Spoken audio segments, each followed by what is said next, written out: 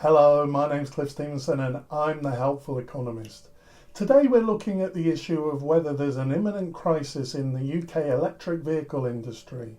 Now currently UK exports of electric vehicles pay no duty when exported to the European Union. But under current rules, UK exports of electric vehicles are going to have to pay a 10% duty from the 1st of January next year. The UK car industry has warned that there could be dire consequences as a result of this, including closure of factories.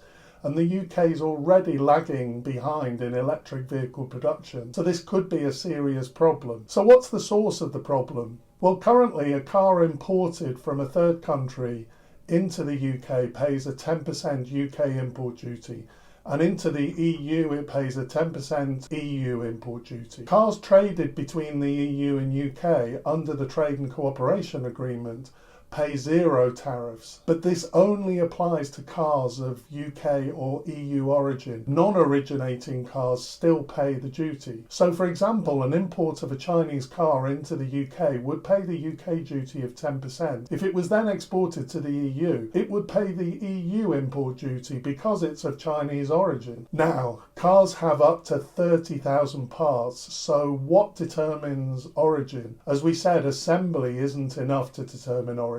Well, under current origin rules, to have EU or UK origin, 40% of the parts must come from the UK or EU. And this is currently being met just. From the 1st of January next year, the rules will change, and this will require that 45% or more of the parts should be from the EU or UK in order to have EU or UK origin. And the real source of the problem is that there is insufficient capacity of key parts and components in the EU and UK, especially of the batteries for electric vehicles. Now, the share of the battery in the final car is around 35 to 45%, and the car makers say that they just can't meet that new 45% target while still having to buy batteries from outside the EU and UK. The scale of the problem is indicated by some McKinsey estimates from 2018. They said that 97% of the global supply of electric vehicle batteries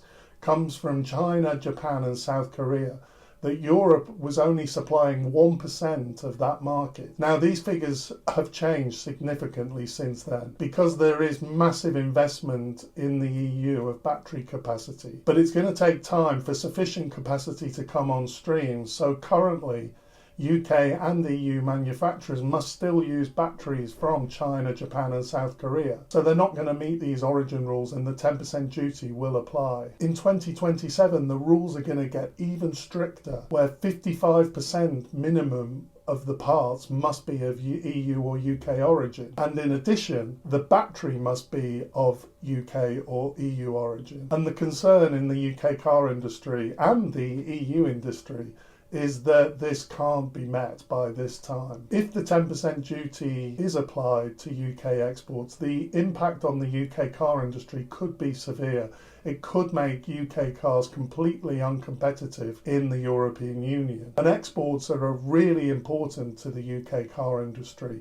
80% of UK car production is exported, and of the exports, 58% of them go to the EU, and 45% of UK exports are electric vehicles. So it's clear that the impact of a 10% duty applied by the EU would be very significant. It's also likely that many EU electric vehicles won't be able to meet the origin requirements by the start of next year. So the cost of EU electric cars imported into the UK could also increase by 10%, and this really wouldn't be helpful in terms of the current cost of living crisis, plus the UK's environmental goals. So the UK car industry has been asking for a delay, and there are discussions and negotiations currently going on between the UK and EU. These rules came into effect on the 1st of January 2021, so the EU is making the point that everyone knew about these rules well in advance, And the targets were ambitious for a reason. So the EU is reluctant to delay the introduction of these measures. I think the imposition of a 10% duty would be too harsh, and it would affect some EU exporters as well as UK exporters. So I think it's unlikely that the duty will be applied. A delay is possible, but I think the EU will want to try and avoid this because they won't want to set a precedent. There is another kind of technical possibility that the UK could join the Euro-Mediterranean Convention on Rules of Origin, which would give a little bit more flexibility to meet the percentage parts targets. But I don't think the UK is going to be very keen to do this, as it kind of goes against the legislative trend. This isn't the first, and it won't be the last problem caused by Brexit. We're just going to have to wait to see how it'll be resolved. I hope you found this information useful.